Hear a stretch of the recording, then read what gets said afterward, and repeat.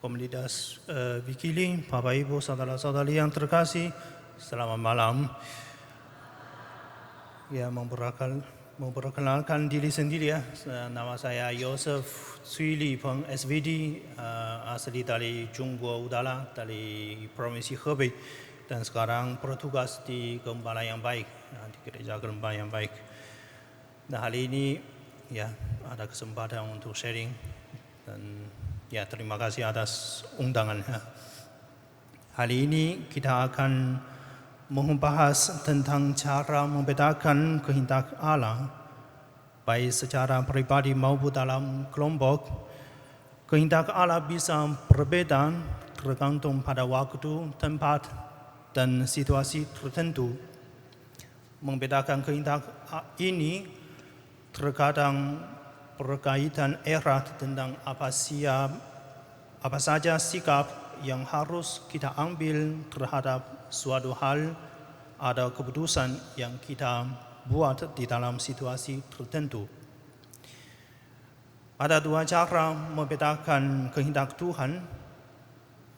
Pembedaan secara pribadi, Tuhan berbicara langsung kepada kita secara individu, dan pembedaan secara kelompok, Tuhan menyatakan kehendaknya kepada komunitas atau gereja. Dan hari ini saya hanya akan berbagi kepada Anda tentang membedakan kehendak Tuhan menurut pribadi. Tuhan juga bisa berkomunikasi secara pribadi dengan manusia dan menunjukkan kehendaknya secara langsung. Misalnya dalam Perjanjian Lama, Allah berbicara dengan Musa, Samuel, Daud, dan banyak nabi-nabi.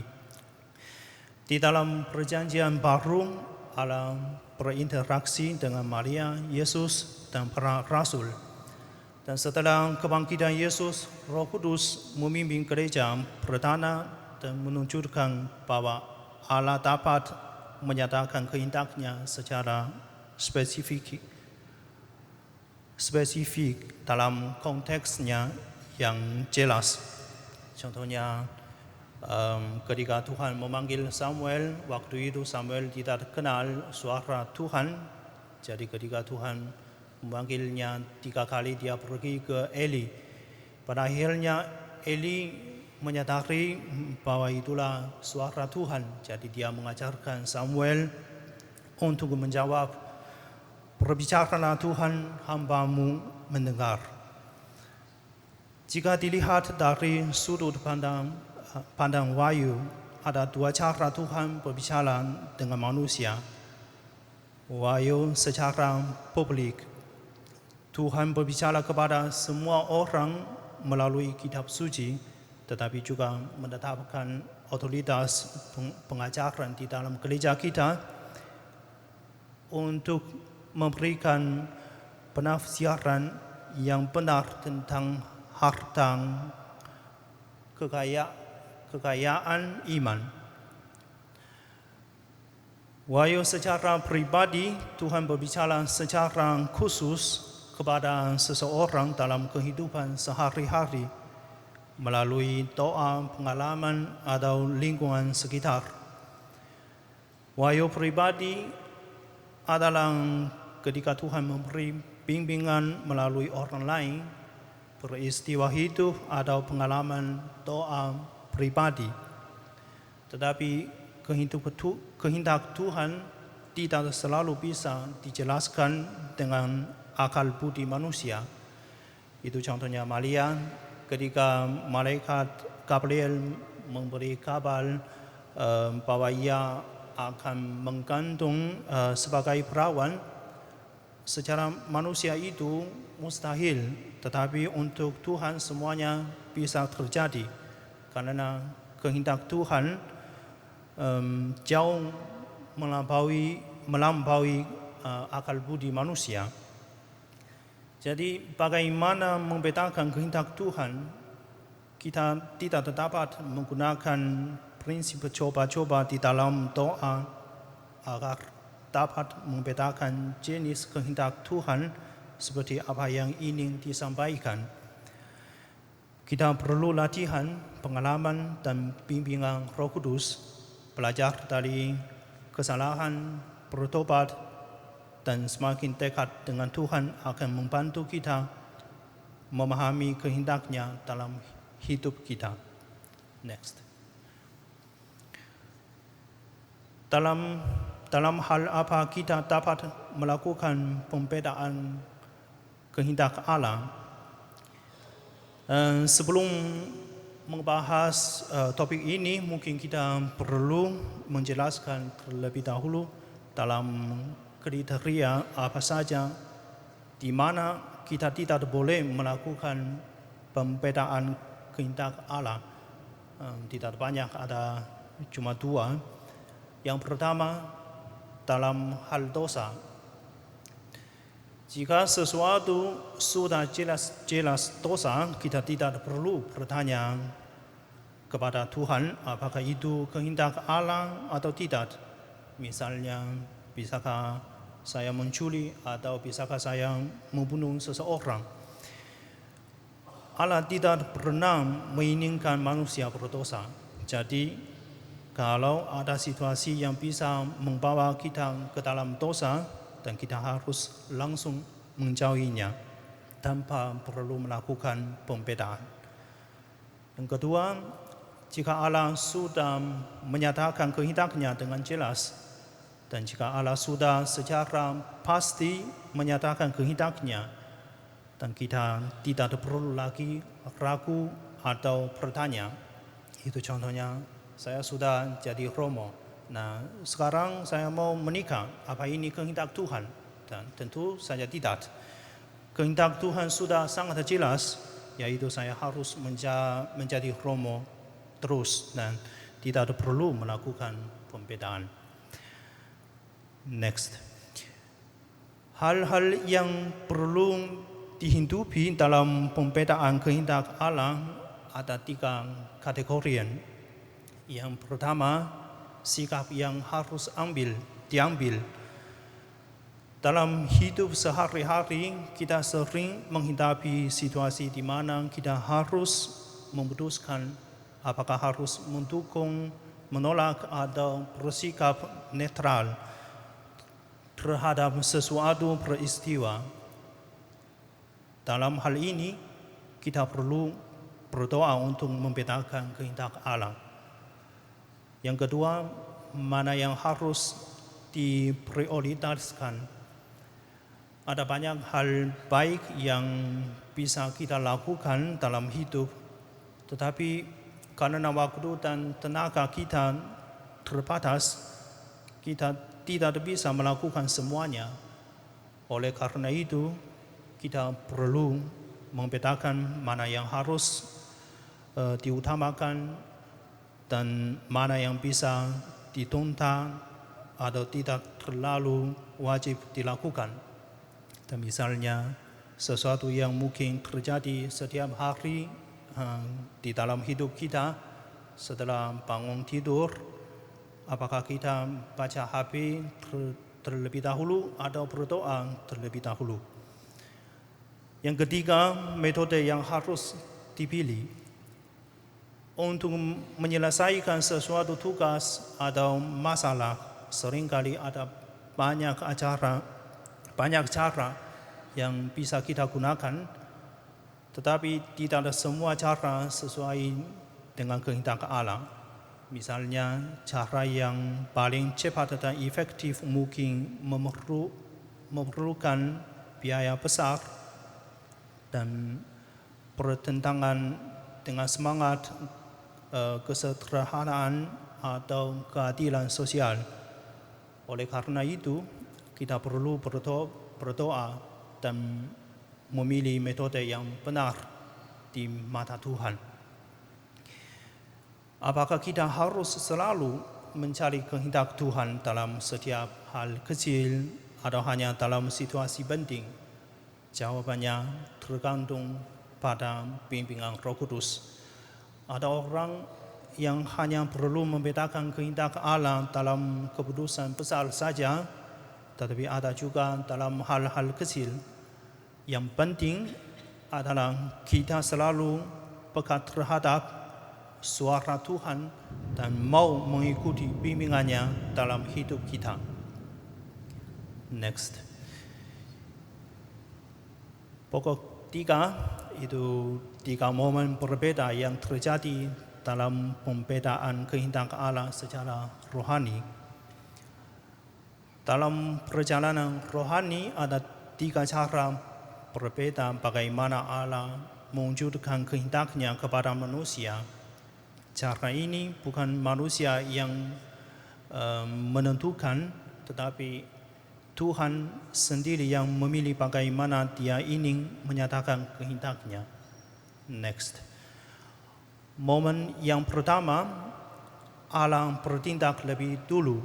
Nah, kadang-kadang sebelum manusia berdoa atau mencari kehendaknya, Allah sudah terlebih dahulu bertindak dan menyatakan kehendaknya. Itu contohnya Rasul Matius dipanggil oleh Yesus Kristus untuk menjadi muridnya. Saat itu Yesus juga omong, ya ikutlah aku. Matius tidak perlu berdoa untuk membedakan apakah panggilan itu benar atau tidak. Dia hanya perlu memilih menerima atau tolak panggilan itu. Dalam sejarah gereja, Tuhan juga sering berbicara langsung kepada banyak orang, tidak hanya kepada orang kudus. Dia selalu dapat bila Dia berkenan bertindak lebih dulu dan aktif memberitahu kita apa yang diinginkan olehnya dari kita. Oleh karena itu, kita tidak boleh menganggap mustahil kemungkinan bahwa Tuhan mampu melakukan hal seperti ini di dalam iman kita. Oleh karena itu, kita harus selalu siap menerima kehendaknya kalau Tuhan memilih untuk menyatakannya langsung. Next. Momen kedua, Allah menggunakan penghiburan dan kekeringan rohani. Dan kadang-kadang Tuhan berbicara kepada kita melalui perasaan dekat atau jauh darinya. Saat kita berdoa dan sungguh-sungguh mencari kehendak Allah, kita bisa merasakan Allah hadir dan memberikan penghiburan di hati kita. Tetapi kalau kita salah arah atau kurang terbuka pada kehendaknya, kita bisa merasakan Allah terasa jauh. Doa-doa kita seperti tidak dijawab atau ada penggumulan batin. Dan melalui pengalaman merasakan dekat atau jauh dari Allah ini, kita secara perlahan dapat memahami apa yang Allah kehendaki dalam hidup kita. Next. Momen ketiga, keadaan tenang tanpa dorongan jelas. Kadang dalam proses membedakan kehendak Allah, kita tidak merasakan dorongan apapun di dalam hati. Tidak ada perasaan kuat bahwa Tuhan mengajak kita melakukan sesuatu, tetapi juga tidak ada perasaan menolak. Tidak ada gangguan dari luar atau pengumuman batin yang berat. Dalam situasi seperti ini, Tuhan seolah ingin kita menggunakan akal budi dan membuat keputusan berdasarkan pemikiran yang matang. Yang penting dalam momen ini adalah setelah kita membuat keputusan, kita harus tetap bertanggung jawab dan mencari damai di dalam hati di hadapan Tuhan. Next. Dalam situasi yang lebih rumit atau butuh waktu lama, momen kedua dan ketiga bisa terjadi pergantian. Maksud adalah kadang-kadang kita merasakan Tuhan bekerja dan mendorong kita dari dalam hati tapi kadang-kadang kita juga pernah merasakan ketidakhadirannya, sehingga membuat internal batin kita terganggu.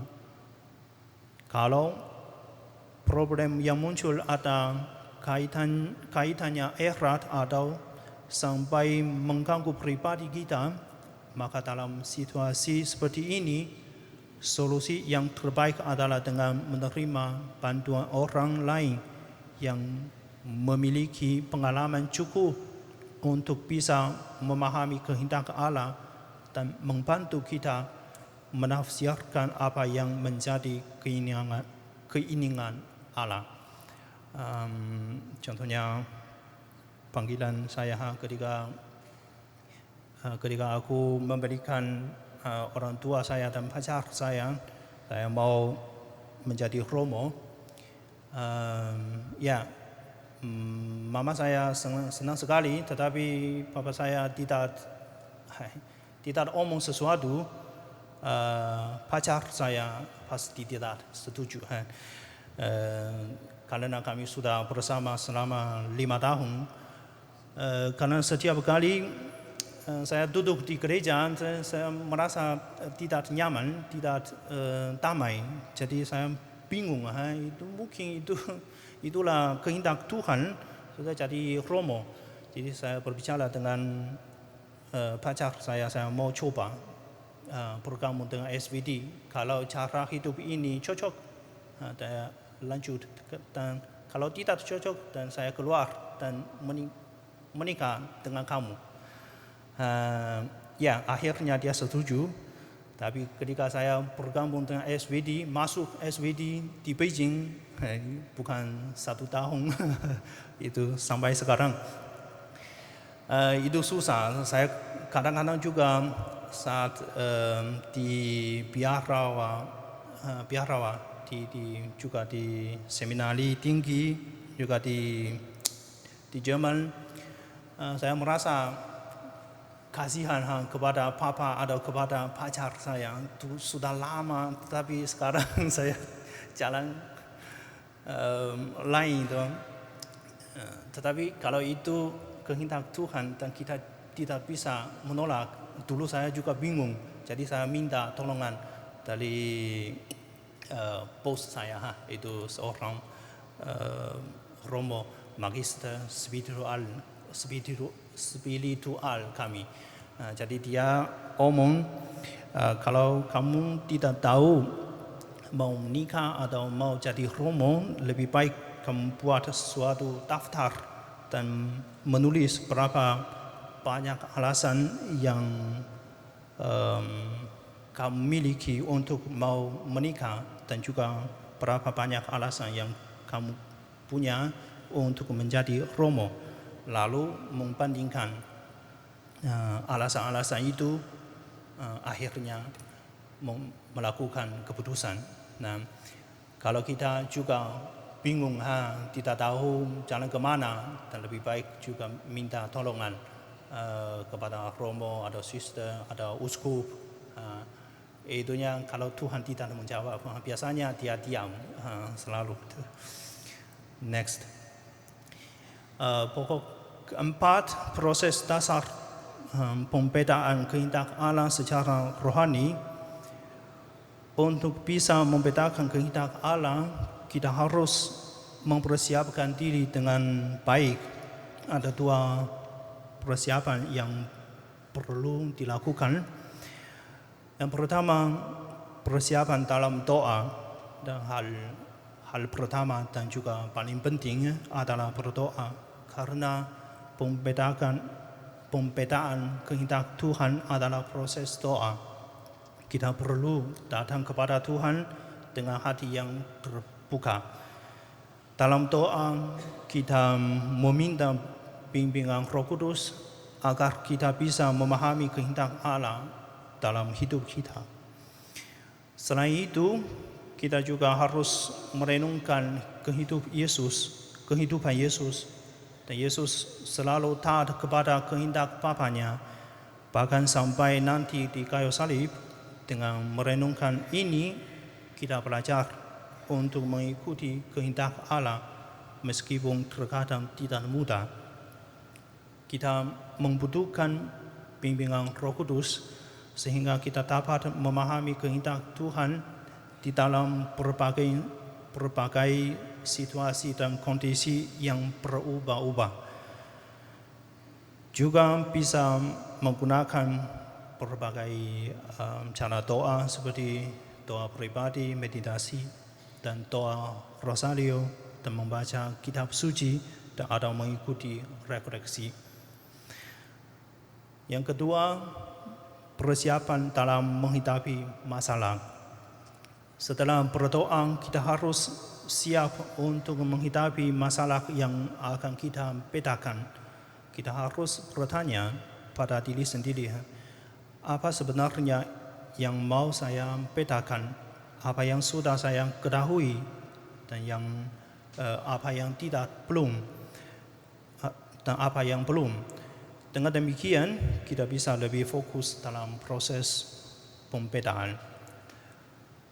Setelah tahu apa yang ingin dibedakan, kita harus mengumpulkan informasi yang relevan. Informasi ini bisa dibagikan menjadi 4 bagian. Yang pertama, data yang berkaitan dengan iman. Dan pertama, kita perlu melihat adanya nilai iman, hubungan dengan Alkitab, doktrin, etik, dan sebagainya. Selain itu, kita juga perlu melihat kaitannya dengan panggilan pribadi yang berasal dari Allah. Karena Allah memberikan jenis panggilan yang berbeda-beda kepada setiap orang. Lingkup pekerjaan dan kondisi mereka juga berbeda. Itu kedua, kondisi setiap individu, kondisi psikologis saat ini, kondisi lingkungan kerja, serta kondisi kesehatan pribadi saya.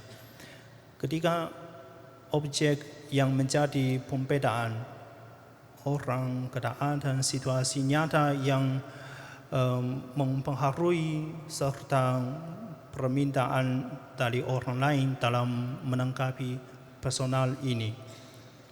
4, kita perlu mengumpulkan pendapat dan pandangan profesional tentang objek yang menjadi pembedaan. Misalnya, kalau kita mau membangun sebuah rumah, kita pasti perlu minta saran dari arsitek tentang pendapat yang profesional. Sebenarnya, proses untuk mengumpulkan data ini sendiri juga termasuk proses pembedaan. Seluruh proses pengumpulan data bukan hanya tentang pandangan dari yang rasional saja, tetapi juga perlu didiskusikan dengan Allah, dengan sikap doa untuk mencari dan menelusuri kehendak Tuhan secara detail. Terkadang kita perlu waktu yang cukup lama untuk dapat memahami betul. Penilaian ini dapat dibagi menjadi beberapa aspek. Yang pertama, adakah nilai iman dari data atau kemungkinan yang terjadi? Kedua, apakah metode atau kemungkinan yang diambil melanggar etika moral? Jadi kita perlu menilai baik dan buruk dari beberapa data tersebut dan mempertimbangkan konsekuensi baik buruk yang dihasilkan ketika kita mengambil metode atau sikap tertentu. Ketiga, dalam hal yang kita lakukan, kita sering perlu menilai data berdasarkan faktor ekonomi. Penilaian secara ekonomi tidak hanya tentang materi uang, misalnya waktu dan tenaga yang dihabiskan juga termasuk faktor penting yang penilaian kita. Keempat, menilai kemampuan yang saya miliki, karena setiap orang punya kemampuan yang terbatas dengan waktu, energi, dan keahlian lainnya. Apakah pilihan yang perlu saya buat berbeda dalam batas kemampuan saya? Untuk membuat penilaian semacam ini terkadang cukup sulit, karena kita hanya menilai diri kita sendiri.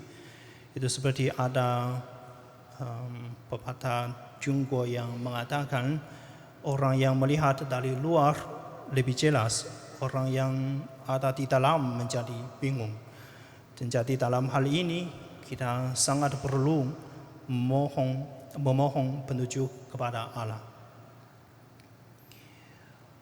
Kita berada dalam kondisi yang tenang, tidak ada perasaan khusus atau dorongan dari dalam hati. Kita hanya bisa mengandalkan akal budi untuk menilai data yang sudah dikumpulkan, lalu membuat keputusan dengan bijaksana.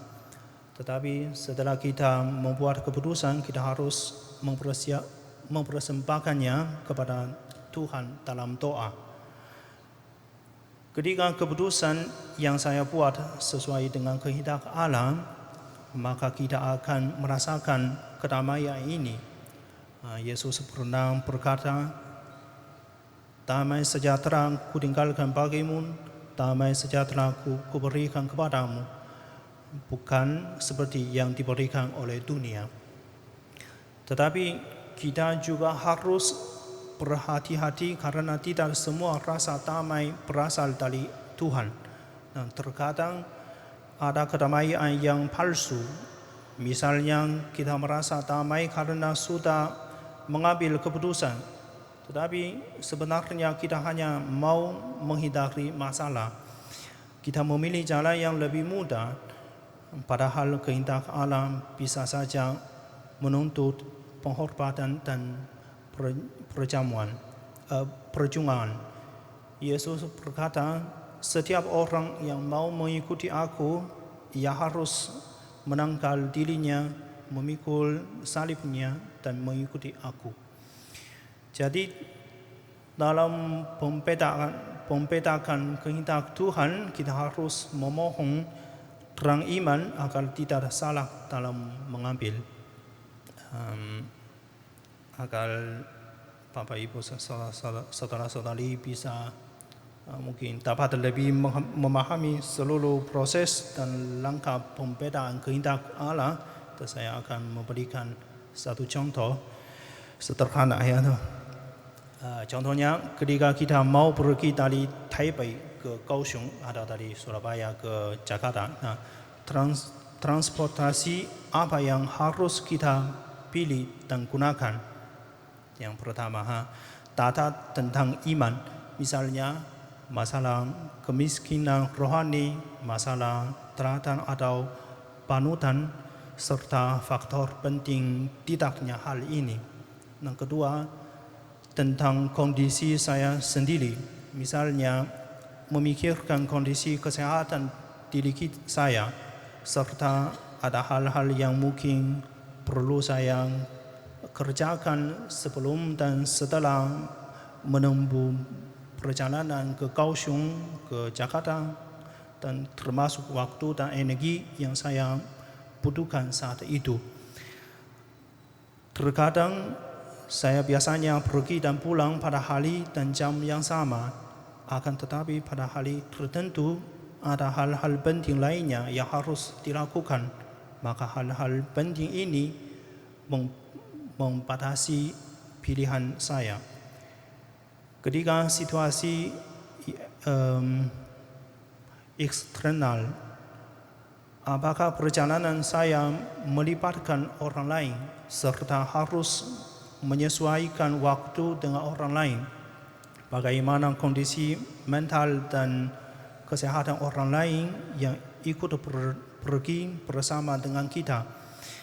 Atau terkadang karena saya diajak oleh orang lain, maka dia yang memilih transportasi yang harus saya gunakan atau faktor keterbatasan ekonominya turut membatasi saya menggunakan transportasi lain yang biasanya saya ambil. Semuanya ini harus dipertimbangkan dalam usaha melakukan pembesaran. Keempat, pemahaman yang profesional, yaitu berbagi pertimbangan untuk menentukan transportasi yang layak dan mungkin dipakainya. Misalnya, jadwal pesawat, bus, mobil, kereta api, jarak dan waktu yang diperlukan selama perjalanan, serta harga tiketnya. Mungkin dari Anda berpikir saya malah membuat contoh yang sederhana ini menjadi sangat rumit dan membingungkan. Padahal kenyataannya bisa saja menjadi lebih rumit lagi atau malah menjadi lebih sederhana karena faktor waktu, tempat, dan situasi serta kondisi kesehatan kita akan berpengaruh dan secara preventif mencoret banyaknya kemungkinan sehingga hanya memberi saya sedikit kemungkinan. Misalnya orang yang pergi bersama kita ternyata gabung itu mabuk perjalanan dan maka saya bisa memilih antara menggunakan kereta api atau pesawat. Dan karena harga tiket pesawat sangat mahal, maka saya hanya bisa memilih kereta api. Dari contoh ini, kalau kita juga mau mencari kehendak Tuhan, maka kita perlu terus membuat pertimbangan secara rasional dan membawanya ke dalam doa untuk mendapatkan jawaban dan kedamaian dari Allah. Inilah kehidupan rohani yang ideal untuk kita jalani sesuai dengan terang iman. Kelima, kesulitan yang sering dihadapi dalam pembedaan secara rohani. Dalam proses ini kita sering menghadapi berbagai kesulitan. Berikut beberapa kesulitan yang paling umum. Yang pertama, kurangnya pengalaman dan data. Terkadang kita tidak tahu cara membedakan kehendak Allah karena kita melakukan prosesnya dengan urutan yang salah. Misalnya kita mau tahu apakah Tuhan mengizinkan kita pergi menonton film. Nah, tetapi sebelum memastikan hal ini, kita sudah sibuk memilih film mana yang mau ditonton. Kalau sejak awal kita belum yakin apakah sebagainya pergi ke bioskop atau tidak, maka memiliki film menjadi sia-sia. Pada akhir kita tetap tidak tahu apa yang menjadi kehendak Allah. Kurangnya data juga bisa menjadi masalah. Kalau kita hanya tahu sedikit tentang pilihan yang tersedia, kita mungkin tidak bisa mendapatkan jawaban yang jelas. Contohnya ada 3 cara untuk melakukan sesuatu, tetapi saya cuma tahu 2 saja. Kalau Tuhan sebenarnya menghendaki cara yang ketiga, dan saya mungkin tidak bisa mengenali kehendaknya karena saya tidak memiliki cukup informasi. Kedua, tidak bisa membedakan antara penghiburan sejati dan efek sampingnya. Penghiburan rohani bisa membantu kita memahami kehendak Tuhan, tapi kita harus berhati-hati karena terkadang ada efek samping dari penghiburan yang bisa menyesatkan. Misalnya, seseorang sangat tersentuh oleh penderitaan Yesus saat berdoa. Dia mau ikut menderita bersama Yesus, lalu memutuskan untuk makan lebih sedikit atau tidur lebih sedikit sebagai bentuk penyangkalan diri. Meskipun niatnya baik, cara seperti ini tidak selalu berasal dari kehendak Allah. Dalam kehidupan iman, penyangkalan diri yang berlebihan seperti menyiksa tubuh bisa berbahaya kalau tidak dibimbing oleh orang yang lebih berpengalaman atau pemimpin rohani. Yang ketiga, setan menyamar sebagai malaikat terang. Yang dimaksud dengan setan di sini tidak harus seperti gambaran setan yang sering kita pahami, tetapi mungkin juga bisa berasal dari alam bawah sadar kita tempat. Tetapi mungkin juga bisa berasal dari alam bawah sadar kita tanpa kita ketahui. Godaan ini sering muncul ketika seseorang sudah semakin dalam perjalanan rohani. Bahkan pemimpin rohani yang kurang berpengalaman bisa kesulitan membedakan apakah suatu dorongan berasal dari Allah atau dari setan yang menyamar sebagai malaikat terang. Orang yang sudah mencapai tingkat tinggi dalam pembedaan rohani harus terus berlatihan, mengosongkan diri, mencari kehendak Tuhan dan meminta bimbingan dari orang yang lebih berpengalaman. Kalau tidak, mereka bisa tertipu oleh setan dan melakukan pembedaan yang salah. Karena itu, dalam perjalanan rohani kita harus selalu waspada dan meminta pertolongan Tuhan agar tidak tertipu oleh keinginan kita sendiri atau godaan setan. Yang terakhir, tujuan akhir itu kehidupan rohani adalah terus-menerus melakukan kehendak Allah dalam situasi kehidupan konkret dan menjadi kudus. Ini adalah proses pembelajaran seumur hidup dan juga jalan yang harus dilalui oleh setiap orang Kristen dalam pertumbuhan rohaninya. Tuhan memberkati.